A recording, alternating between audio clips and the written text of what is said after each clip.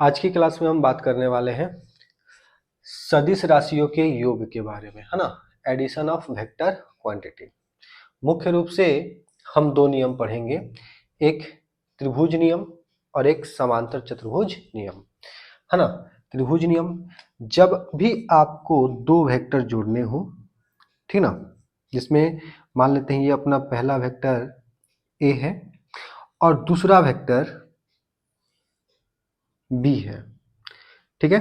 त्रिभुज का नियम लगाने से पहले इस बात का ध्यान देंगे कि पहले वेक्टर का सिर दूसरे वेक्टर के पूंछ से जुड़ा होना चाहिए। पहले वेक्टर का सिर यानी ए का जो सिर है वो बी के पूंछ से जुड़ा हुआ है, तब हम कौन सा नियम लगाएंगे? त्रिभुज वाला नियम लगाते हैं।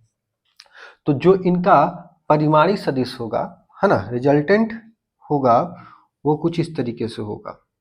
वो क्या होगा कि उस समय हमें पूंछ से पूंछ को जोड़ना है और सिर से सिर को जोड़ना है, तो ये जो होगा vector A plus vector B के बराबर होगा, ठीक है। आइए, समांतर चतुर्भुज क्या है कि जब हमें दो वेक्टर ऐसे हों जब वो दोनों एक दूसरे के,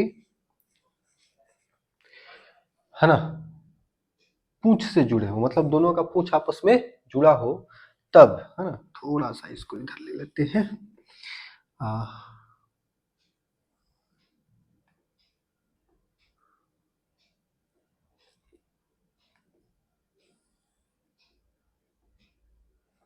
मान लेते हैं कि ये अपना वेक्टर ए है और ये अपना वेक्टर बी है, ठीक। इस बार क्या है, पूंछ से पूंछ जुड़ा हुआ है, तो आप ऐसा भी कर सकते हो, फिर वेक्टर है तो इसको यहाँ पर ला करके अपना काम चला सकते हो। लेकिन अभी हमें क्या समझना है? समांतर चतुर्भुज नियम समझना है। तो जो इन लोगों का, है ना, रिजल्टेंट होगा, उसके लिए क्या करते हैं, इसके समांतर एक यहाँ पर समझने के लिए ले लेते हैं कि यहाँ पर ये आ गया, ठीक है, ये बी वेक्टर ही है, वही काम है त्रिभुज वाला नियम ही बनाने के लिए, ठीक है। और ए को समांतर अगर मूव कराएंगे तो वो ये इस तरीके का हो जाएगा, ठीक। तो जो समांतर चतुर्भुज का ये विकर्ण होगा, ठीक है, समांतर चतुर्भुज का ये जो विकर्ण होता है, ये हमारा इन दोनों सदिशों का योग होता है। ध्यान रहे, बस अभी इतना समझ लेते हैं कि त्रिभुज का नियम कहाँ लगाते हैं, जब पहले वाले वेक्टर का सिर दूसरे वाले वेक्टर के पूंछ से जुड़ा हो तब। और समांतर चतुर्भुज नियम कहाँ लगाते हैं? जब दोनों वेक्टर के पूंछ आपस में जुड़े हो तब, ठीक है, नोट कर लेंगे।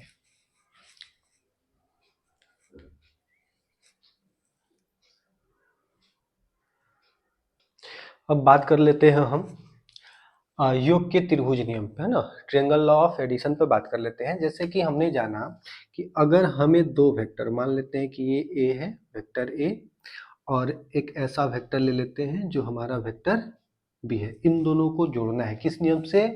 हमें त्रिभुज के नियम से जोड़ना है। तो इन्हें जोड़ने के लिए हमारा काम क्या होगा कि हम पहले वाले त्रिभुज का, है ना, पहले वाले त्रिभुज का सिर दूसरे वाले त्रिभुज पहले वाले वेक्टर का सिर दूसरे वाले वेक्टर के पूंछ से जोड़ देते हैं, ठीक है। तो जो इनका परिणामी सदिश होगा, रिजल्टेंट वेक्टर होगा, वो कैसे जुड़ेगा? उसका पूंछ इस पूंछ से जुड़ेगा और उसका सिर इसके सिर से जुड़ेगा, यानी कि कुछ इस तरीके से, ठीक है। मान लेते हैं कि ये वेक्टर सी है।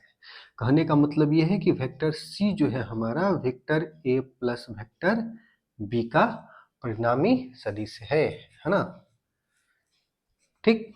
और ऐसे समझने के लिए हम क्या करते हैं, इस त्रिभुज का नामकरण कर देते हैं कि ये त्रिभुज जो है ए बी सी है, ठीक है। तो आइए, अब क्या है कि ये इस तरीके का है, तो वेक्टर ए के लिए हम ए बी का प्रयोग कर सकते हैं, वेक्टर बी के लिए हम बी सी का प्रयोग कर सकते हैं, और वेक्टर सी के लिए हम ए सी का प्रयोग कर सकते हैं।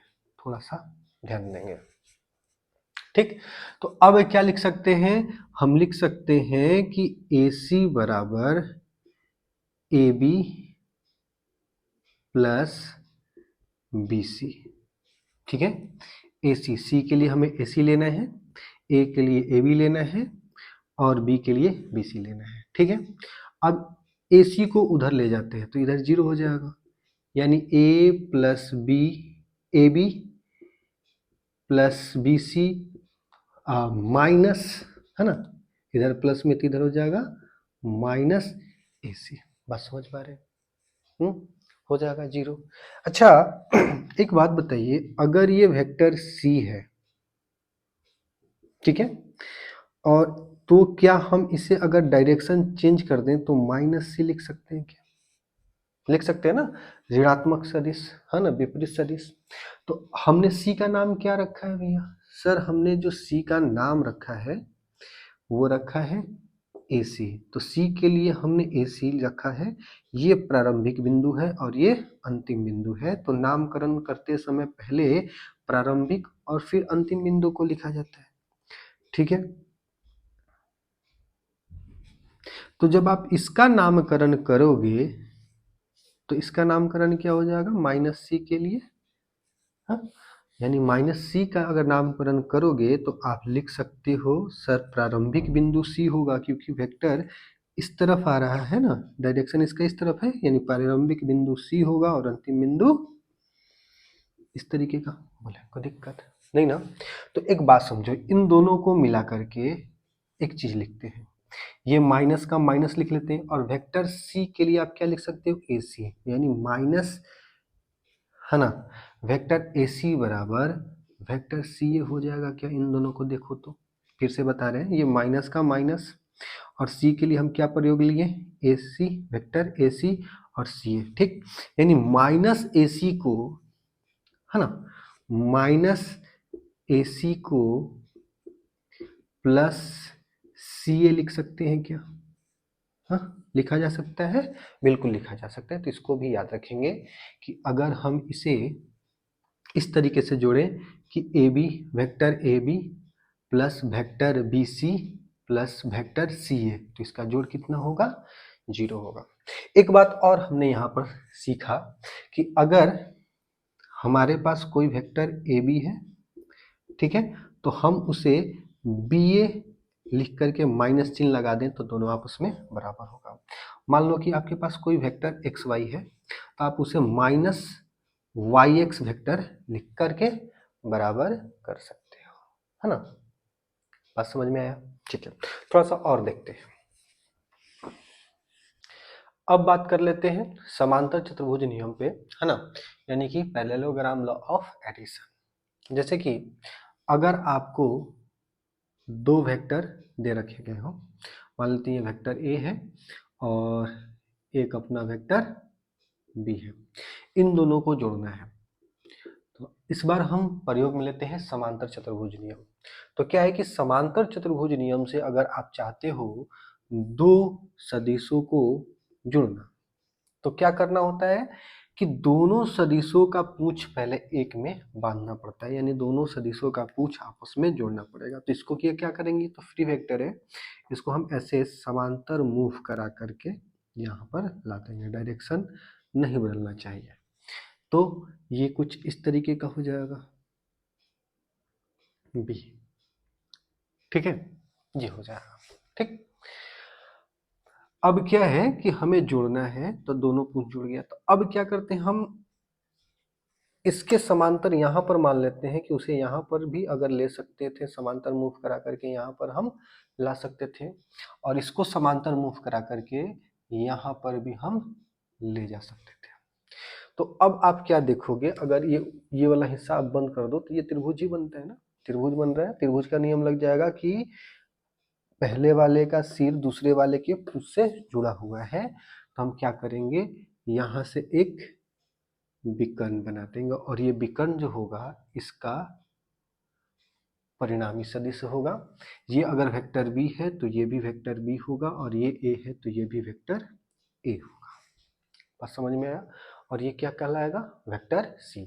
यानी वेक्टर C क्या है, A plus B, vector A plus vector B. ठीक है, चले। तो अगर इसका नामकरण हम कर दें ए बी सी और डी, ठीक है, तो हम यहां से समझते हैं कि वेक्टर सी बराबर vector A plus vector B होता है ना? बिल्कुल होता है। तो अब यहां से समझते हैं कि हम वेक्टर ए को क्या लिख सकते हैं। सर वेक्टर ए को, सर वेक्टर ए इस तरीके से जा रहा है, यानी प्रारंभिक बिंदु ए है, इसे वेक्टर ए भी लिखा जा सकता है और इसको, है ना, बी सी लिखा जा सकता है। सर हम ए को ना, हम वेक्टर ए को यहां से डी सी भी लिख सकते हैं और यहां से वेक्टर बी को हम क्या लिख सकते हैं, ए डी भी लिख सकते हैं। ध्यान दीजिएगा, यहाँ से हम वेक्टर बी को ए डी लिख सकते हैं क्योंकि यहाँ से ए से डी की ओर जा रहा है। क्लियर है? अब यहाँ से थोड़ा सा समझने का प्रयास करते हैं। ठीक, हम ऐसा लिख लें क्या कि ये सी है तो वेक्टर ए प्लस बी बराबर वेक्टर ए प्लस बी लिखा जा सकता है ना? ऐसा लेके चलते हैं। हम क्या करते हैं, वेक्टर ए बराबर पहले ए बी ले लेते हैं, वेक्टर बी बराबर हम बी सी ले लेते हैं, फिर इस वाले वेक्टर ए के लिए हम डी सी ले लेते हैं और इस वाले वेक्टर के लिए हम ए डी ले लेते हैं। ठीक है, ए डी ले लेते हैं। ठीक, अब क्या कर सकते हैं कि हम लिख सकते हैं कि vector A B plus vector B C, और ये प्लस में इधर आएगा तो माइनस वेक्टर डी सी, और ये प्लस में इधर आया तो माइनस ए डी बराबर 0 हो जाएगा। हमने कुछ देर पहले जाना कि अगर आपको कभी एक्स वाई वेक्टर दिया गया है तो आप माइनस का चिन्ह लगा करके उनका प्रारंभिक और अंतिम बिंदु आपस में बदल सकते हो। ठीक है, तो इसका मतलब ये है सर कि जो हमारा माइनस डी सी है इसे प्लस सी डी वेक्टर लिखा जा सकता है ना? जैसे अगर सी डी वेक्टर है तो हम माइनस का चिन्ह लगा करके इनका प्रारंभिक और अंतिम बिंदु आपस में बदल सकते हैं। उसी तरीके से प्लस डी ए वेक्टर बराबर 0। तो इस बात पे भी आपको ध्यान देना है। ठीक है, क्या है कि A B plus B C plus C D plus D A बराबर 0 हो जाता है। तो यहाँ पर एक चीज नोटिस करने वाली बात है, हमने त्रिभुज वाले में भी देखा था कि हमने लिखा A B plus B C plus C A vector बराबर भी 0 होता है। तो यहाँ से एक चीज हम ये बताना चाहेंगे, कभी भी कोई बंद आकृति अगर वेक्टर के द्वारा रिप्रेजेंट किया जाता है तो उसमें स्थित सभी वेक्टरों का योग, उसके भुजाओं को अगर वेक्टर के तौर पे, जैसे यहाँ पर हमने इसके भुजा को वेक्टर मानते हुए किया है ना, हाँ, तो इन सभी का जो जोड़ होगा, योग होगा, वो हमेशा क्या होगा, 0 होगा। याद रखेंगे, किसी भी बंद आकृति, किसी भी बंद आकृति यदि वेक्टर द्वारा रिप्रेजेंट किया गया है तो उनका परिणामी वेक्टर का मान 0 होगा। ठीक, सर क्यों होगा, बात समझिए। आप पढ़े होंगे कि आप यहां से चलते हैं, ठीक, फिर थोड़ा ऐसे घूम जाते हैं, फिर ऐसे घूम जाते हैं और फिर यहीं पर आकर रुक जाते हैं, तो आपने कितना विस्थापन किया? सर हमने विस्थापन 0, यानी हमारा जो परिणाम है वो कितना हो गया, 0 हो गया। तो बस वही बात यहाँ पर भी होता है कि आप यहाँ से चले, यहाँ आए, फिर यहाँ से यहाँ गए, फिर आप सी से डी जा रहे हो, देखो ध्यान दो, सी से डी गए, यहाँ पर है, फिर आप डी से ए आकर यहीं पर रुक जाते हो, तो आपका परिणामी कितना हो गया, 0, यानी कि मैग्नीट्यूड क्या हुआ आपका, 0 हो गया, जिसके कारण वेक्टर क्या हो जाता है, 0 हो जाता है। बात समझ में आया? ये हर बार होगा, फिगर के तौर पे ऐसे पहचान लेंगे, और अगर आपको अलजेब्रा के फॉर्म में दिया हो तो क्रम से देखेंगे, ए बी बी सी सी ए, जहां से शुरू वहीं खत्म, A B, B C, C D, D A, जहां से शुरू वहीं पर खत्म। अगर आपको ऐसा दे दिया जाए vector A B plus B C plus C D plus D E plus E F plus F A, तब भी आंसर क्या होगा? 0 होगा, क्योंकि A B, B C, C D, D E F, F A, जहां से शुरू वहीं खत्म। तो याद रहे क्रम होना चाहिए ए बी, फिर ये वाला बी से शुरू होना चाहिए। अगर सी पे खत्म होता है तो अगला वाला सी से शुरू होना चाहिए, ये डी पर खत्म तो डी से शुरू होना चाहिए। इस चैन को बनने देना है। अगर बीच में से इसको गैप कर दिया जाए तो ये आंसर क्या होगा? 0 नहीं होगा। ठीक है, चलें इसको नोट कर लेंगे।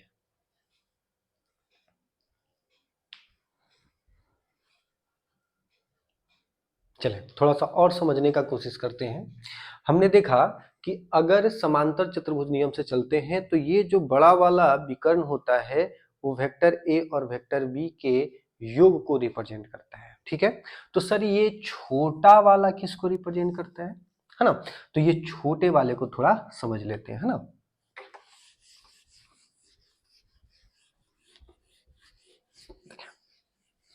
छोटे वाले को समझ लेते हैं। तो ऐसा समझते हैं कि ये वेक्टर ऊपर की ओर जा रहा है, तो हमने क्या किया? इसका डायरेक्शन चेंज कर दिया, है ना। इसका डायरेक्शन हमने क्या किया? चेंज कर दिया, इसको इस तरीके से ला दिया। तो अगर ये b है तो डायरेक्शन चेंज करने से ये माइनस b हो जाएगा। क्या आपको पता है? बिल्कुल सर। तो इसका मतलब ये है कि इस तरीके से इसे ले लेते हैं कि ये भी अपना क्या हो जाएगा? माइनस b ही होगा। और a को ऐसा जैसा था वैसा ही इसके समांतर ले लेते हैं। फिर से समझा रहे हैं, थोड़ा सा ध्यान देंगे। देखें, b का डायरेक्शन ऊपर की ओर है, ठीक है, तो हमने क्या किया? इसे जस्ट अपोजिट डायरेक्शन में चेंज कर दिया। याद रखेंगे सदिश में माइनस का चिन्ह सिर्फ और सिर्फ डायरेक्शन बताने के लिए आता है। और कैसा डायरेक्शन? अपोजिट डायरेक्शन, यानी b पहले इस डायरेक्शन में जा रहा था, अब जस्ट उसके अपोजिट डायरेक्शन में जा रहा है। हमने क्या किया? इसे इस तरीके से समांतर मूव करा करके हम यहाँ भी लिख सकते हैं। तो इधर बस समझने के लिए मैंने इसे रिप्रेजेंट कर दिया और ए को यहाँ पर, यानी ये अपना ए है। तो अब हम क्या करते हैं? इस वाले वेक्टर की बात करते हैं। तो जब आप इस वाले वेक्टर की बात करते हो तो ये त्रिभुज का नियम बन रहा है ना, ध्यान देंगे। ये अपना बन रहा है क्या? ये इसका जो सिर है इसके पूंछ से जुड़ा हुआ है, क्योंकि इसका सिर तो यहाँ है। यानी आप बोल सकते हैं कि माइनस बी वेक्टर प्लस ए वेक्टर है ये क्या है? माइनस बी वेक्टर प्लस ए वेक्टर, या ए माइनस बी वेक्टर भी आप बोल सकते हैं। तो ध्यान रखेंगे, है ना। यहां से आपको सीखना है क्या कि जब भी समांतर चतुर्भुज नियम लगाते हैं तो जो बड़ा वाला विकर्ण होता है वो योग को रिप्रेजेंट करता है, और जो अपना छोटा वाला विकर्ण होता है, ये ए और ये बी, तो ये भी ए होगा और ये भी बी होगा। तो भैया जो अपना बड़ा वाला विकर्ण है ना, वह दोनों सदिशों के योग को रिप्रेजेंट करता है। और जो अपना छोटा वाला विकर्ण है, ठीक है, जो अपना छोटा वाला विकर्ण होगा, याद रखेंगे छोटा वाला विकर्ण यहाँ पर ला देते हैं, जिसका डायरेक्शन हम डायरेक्ट लिख देते हैं, इस तरीके का ही होगा। आप समझ पा रहे होंगे। ये छोटा वाला जो विकर्ण होता है ये दोनों के अंतर को रिप्रेजेंट करता है। बात समझ में आया? चले इसे भी नोट कर लेंगे।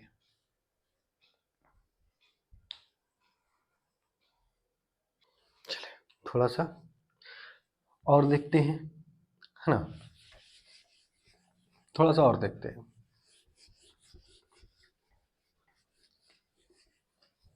देखिए यहाँ पर एक बात नोट करने लायक है कि अगर दोनों सदिशों का योग और दोनों सदिशों के अंतर का मापांक अगर बराबर है तो याद रखेंगे जो अपना समांतर चतुर्भुज होता है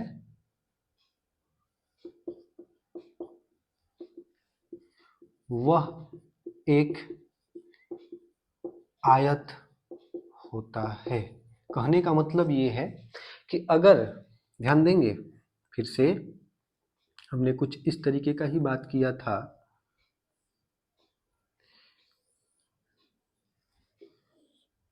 ठीक ना।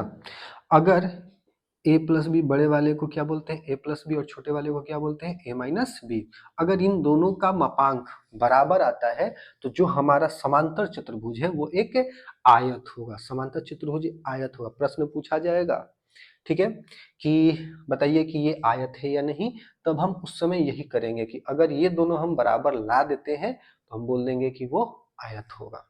ठीक है, चले एक और बात सीख लेना है अपने को कि हमने बार बार देखा कि अगर दो सदिशों को अगर हम जोड़ रहे हैं तो उनका जो परिणामी है वो c इतना, ठीक है ना। तो इसका मापांक कितना होगा, यानी कि हमें c का मॉडुलस बताना है क्या होगा। ठीक है, तो आप जानते हैं कि c का जो मॉडुलस होगा वो a प्लस बी के मॉडुलस के बराबर होगा। जो c का मॉडुलस होगा वो a प्लस बी के मॉडुलस के बराबर होगा।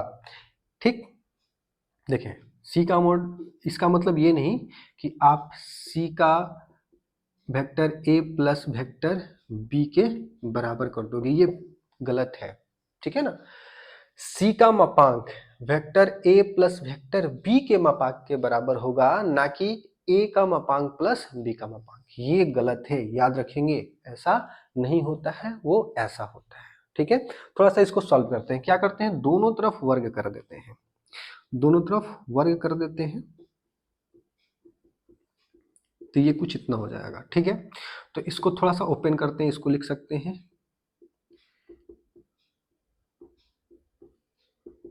प्लस 2 a का मापांक b का मापांक इंटू कॉस थीटा। ये फॉर्मूला है, याद रखेंगे हमेशा कि vector a plus vector b का होल स्क्वायर जो होता है, ठीक है, वेक्टर a का स्क्वायर प्लस वेक्टर b का स्क्वायर प्लस 2 कॉस, पहले वेक्टर लिख लेते हैं ना, 2 vector a vector b cos theta होता है। ये थीटा क्या है, दोनों सदिशों के बीच का कोण होता है। ये थीटा क्या होता है भैया, दोनों सदिशों के बीच का कोण होता है। ठीक है ना। इसको कहीं कहीं ऐसा लिख के भी आपको दिया जाएगा।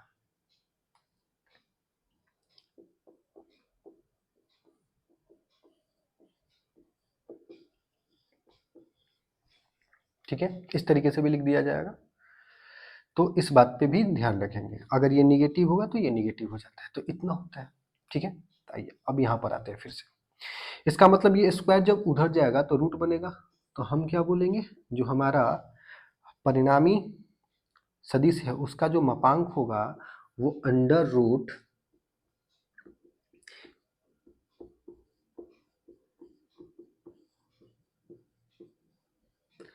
cos थीटा के बराबर होगा।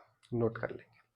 एंगल कहाँ बनेगा सर, जहां दोनों वेक्टर के बीच का एंगल ही अपने को लेना है, जहां दोनों वेक्टर मिलते हो, जिनका पूंछ मिलता हो। ये भी बात का ध्यान है, क्या ये यहाँ पर कोण बनाएगा, नहीं नहीं, ये कोण यहाँ पर नहीं बनाएगा। मान लेते हैं कि ये अगर थीटा कोण यहाँ पर है, ठीक है, तो यहाँ पर क्या थीटा लिखेंगे, बिल्कुल नहीं, यहाँ पर हम ऐसे बढ़ाएंगे वेक्टर और इस वाले कोण को लेंगे, क्योंकि मैंने शुरू में ही ये क्लियर कर रखा है कि जब भी दो सदिशों के बीच का कोण निकालना होता है, ठीक ना, तब उनके पूंछ आपस में जुड़े होने चाहिए। तो हम क्या करेंगे, इसे समांतर इस तरीके से मूव कराकर इसका पूंछ यहाँ पर ला देंगे, तो ये कोण, यानी यहाँ पर हमें क्या लेना होगा, पाई माइनस थीटा, क्योंकि एक सरल रेखा पे 180 डिग्री का कोण बनता है। ठीक, अगर ये थीटा है तो ये पाई माइनस थीटा है। बात समझ में आया, चले नोट कर लेंगे।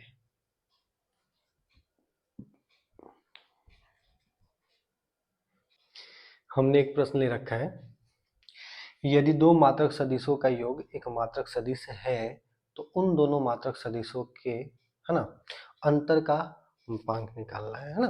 कहने का मतलब ऐसा है कि मान लेते हैं एक मात्रक सदिश ए है, एक मात्रक सदिश बी है। मात्रक सदिश है तो दोनों का मापांक एक होगा, क्योंकि हमको पता है कि मात्रक सदिश का मापांक हमेशा एक होता है। तो जब इन दोनों को जोड़ा जाता है तो इसका भी जो मापांक होगा वो एक ही होगा, क्योंकि क्वेश्चन में बोल रखा है कि इन दोनों का योग जो है एक मात्रक सदिश है, यानी जोड़ने के बाद भी हमें क्या मिलता है, मात्रक सदिश भी ही मिलता है। इसका मतलब कुछ इस तरीके से, अगर ये आपका वेक्टर ए है और ये आपका वेक्टर बी है और ये जो होगा आपका vector A plus vector B होगा, तो इसका मापांक एक, इसका भी मापांक एक और इसका भी मापांक एक।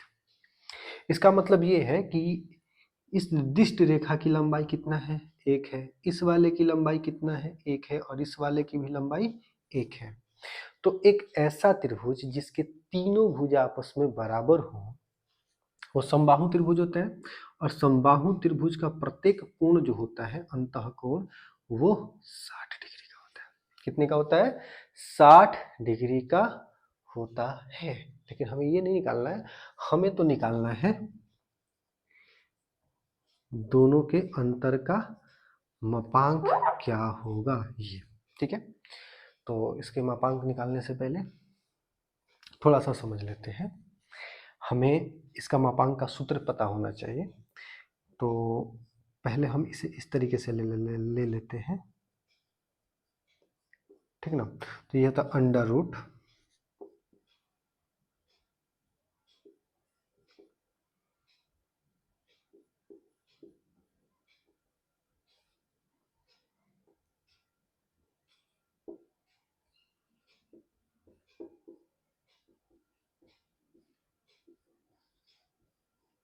ये इतना होगा। हम ध्यान से देखेंगे, ए का स्क्वायर प्लस है तो प्लस के सब जगह रखेंगे, ए का स्क्वायर प्लस माइनस बी का स्क्वायर, तो माइनस बी का स्क्वायर करेंगे तो ये प्लस ही हो जाएगा ना, इसलिए मैंने डायरेक्ट प्लस बोल दिया है। Plus 2 A B minus B लिख दिया, ठीक, कॉस थीटा। तो जैसा आपको पता है कि जो मापांक होता है हमेशा धनात्मक होता है, तो याद रखेंगे माइनस बी का मापांक और बी का मापांक दोनों हमेशा आपस में क्या होते हैं, बराबर होते हैं। तो हम इसको इस तरीके से भी लिख सकते हैं कि अंडर रूट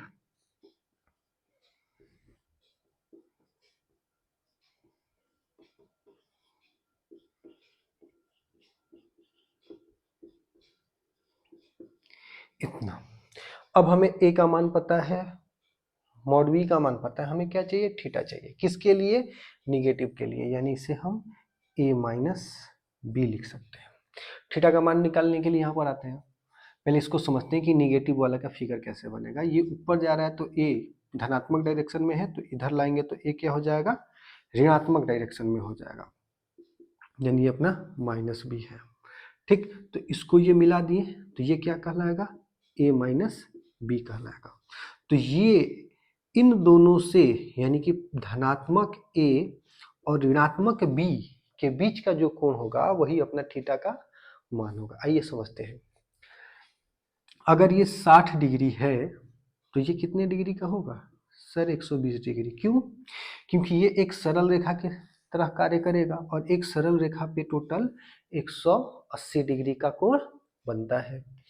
तो इसका मतलब ये है थीटा का मान 120 हो जाएगा।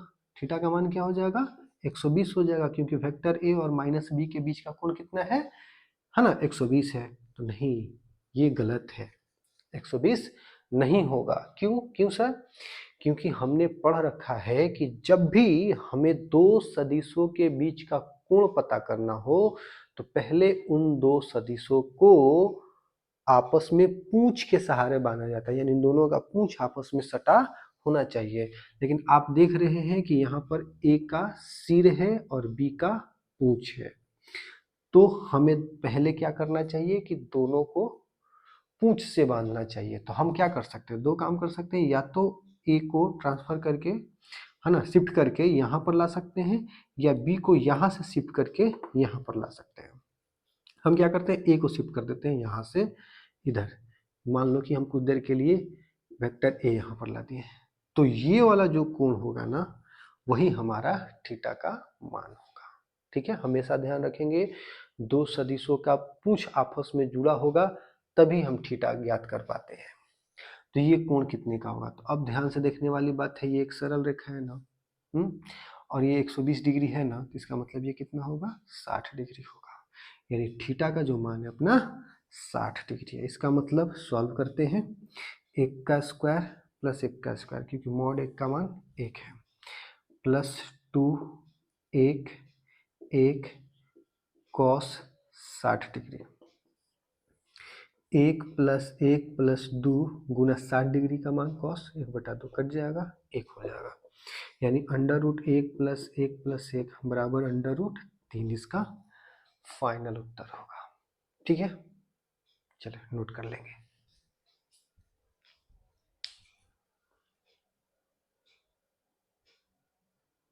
हमने एक प्रश्न ले रखा है, यदि वेक्टर ए बराबर इतना और वेक्टर बी बराबर इतना हो तो वेक्टर ए प्लस बी क्या होगा और vector A minus vector B क्या होगा। तो ध्यान रखें, इस प्रकार के प्रश्नों में जब भी आपको vector A plus vector B निकालना हो या vector A minus vector B निकालना हो, है ना, तो तुलनात्मक जोड़ और घटाव किया जाता है। तुलनात्मक कहने का मतलब जैसे ऐसे समझे,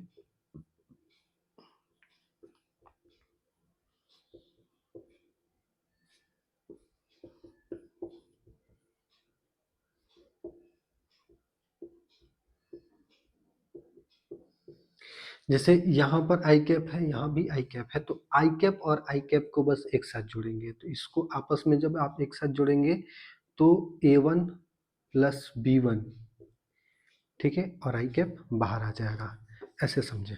ठीक है, यानी A1 आई कैप प्लस B1 आई कैप, ये एक साथ जोड़ा जाएगा। A2 जे कैप प्लस B2 जे कैप एक साथ जोड़ा जाएगा।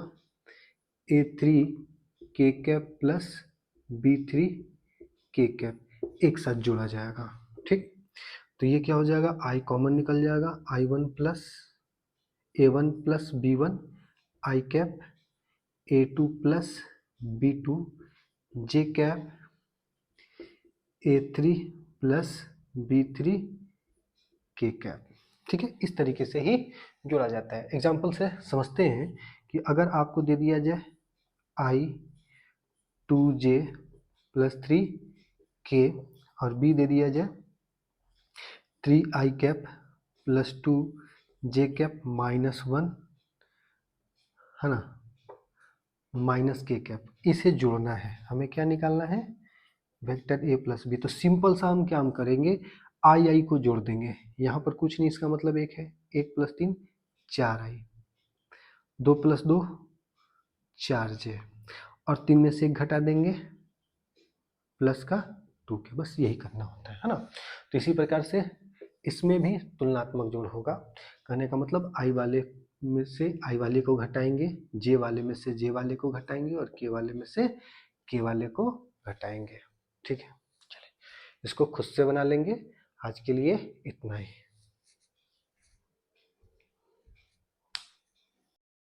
ए भाई तनी सब्सक्राइब कराना दी, साथे साथे लाइक और कमेंट भी कर दी और घंटी वाला बटन दबा देम।